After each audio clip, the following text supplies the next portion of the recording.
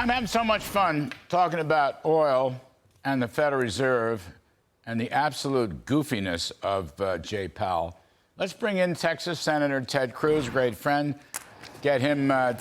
Texas is an oil-producing state, the last I heard. So you might be interested in this, Senator. Basically, so Jay Powell does his whatever he's doing, mid-year review, fall review, some kind of review, and he gives his press conference. They're not going to raise rates. They're going to, quote, pause. I don't know why. But putting that aside, he never mentioned the latest oil spike, where, as you know, world oil prices are now marching back to $100, maybe higher. Who knows? Our great reporter, Edward Lawrence, asked him finally, and basically, that's the only time it came up in the entire news conference with Jay Powell of the Fed. And finally, Powell basically said, you know what? Oil doesn't affect inflation. Doesn't affect inflation. And that's why they look at core prices, which exclude food and energy, which, as you know, is what people use, which is what's starving the middle class and damaging the lower income folks, and why Bidenomics has failed. I mean, I just want to get your take on this. You know about the Fed, you know about hard money, a good dollar, and you know about oil. How the heck does the Fed chairman say oil prices don't really affect inflation? Look, it's crazy. It's ludicrous. He knows what he's saying is false. Jay Powell's a smart guy. You and I both know Jay very well. He's also someone who doesn't want to tick off the Biden White House. When Trump was president, Jay said things that sound a little more conservative. Now that Biden's president, he says things that are more liberal. He wants to stay where he is, and he knows that he doesn't want to rock the political boats of the White House. But on the merits, the statement is absurd. I would ask any consumer at home. Is the fact that when you fill up your car or truck that you're paying 50% more at the gas pump, is that affecting your costs?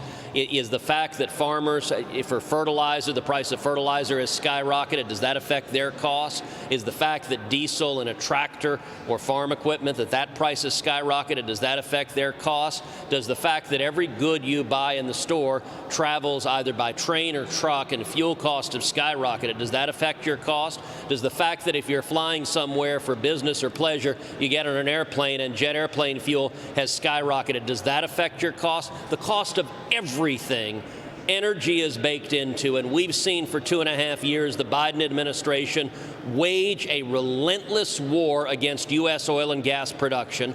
Joe Biden promised on the campaign trail if you elected him, he would shut off new drilling on federal lands, onshore and offshore.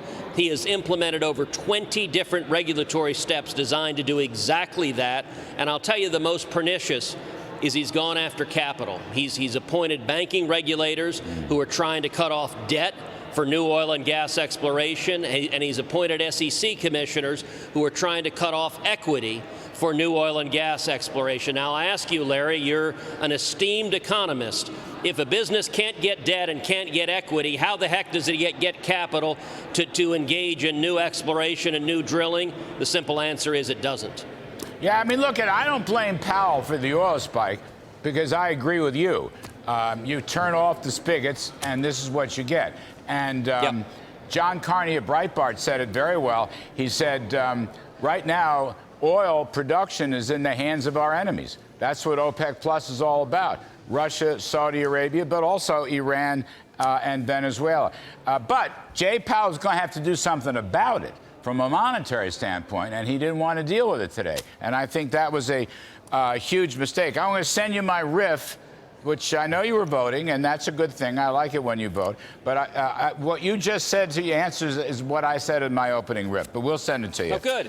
Good. Great minds think alike, and so do ours. Well, you can. It's you can. It'll put you to sleep at night. Anyway, let me go to a different subject. This is, unfortunately, this is UN week here in New York, and besides the fact that the traffic is all tied up, Joe Biden speaks to the General Assembly yesterday, and he made a big pitch on more money and help for Ukraine. He never mentioned what is the big crisis in New York City and the rest of the country, which is open borders and all these hundreds of thousands of illegal migrants, hundreds of thousands, and New York City and all these other cities, sanctuary cities, can't pay for it. Let me just ask you two things, Senator Cruz. Number one, on the question of Ukraine, Do we know, does anybody know, do you know, if the Bidens or anybody is trying to negotiate some kind of diplomatic initiatives that might generate a peace plan instead of having hundreds of thousands of people killed and hundreds of billions of dollars of American aid? Is anybody doing that kind of diplomacy that you're aware of, sir? So if they are, I have no indication of it. We're certainly not hearing anything from the president, from the Biden administration, to suggest that they are. And listen, my criticism of the Biden administration on Ukraine has been, number one, Joe Biden caused this war because of his weakness, specifically when he waived sanctions on Russia and Putin and the Nord Stream 2 pipeline. Those are sanctions that I authored, passed into law, that Donald Trump signed into law, and those sanctions shut the Nord Stream 2 pipeline down and prevented a Russian invasion of Ukraine until Joe Biden became president. One of the first things he did is gave Russia and Putin a multi-billion-dollar gift, allowed Putin to complete that pipeline, and just weeks later, the tanks rolled into Ukraine. So he caused the war. But now, when it comes to the war, the Biden administration is utterly incoherent. My view is simple. Vladimir Putin is a bad man. We want him to lose this war. We want Russia to lose this war. But the Biden administration is funding both sides of the war simultaneously. Joe Biden went to the UN, says that he wants $24 billion for Ukraine and military aid, and simultaneously, in the past couple of weeks, Biden has announced $16 billion that he is allowing to flow into Iran.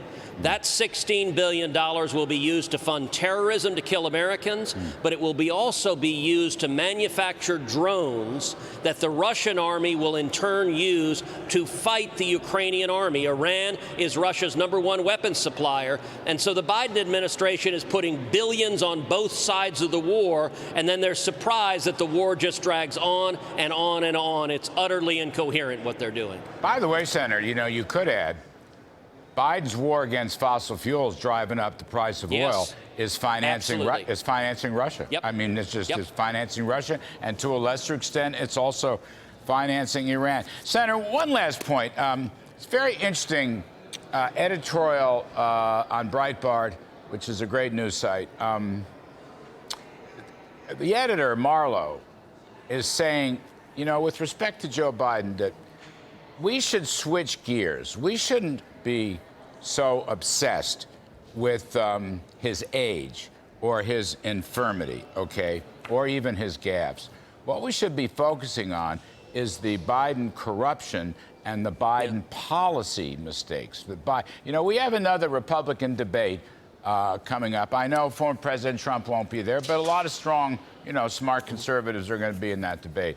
I think Marlowe is right. It's not age.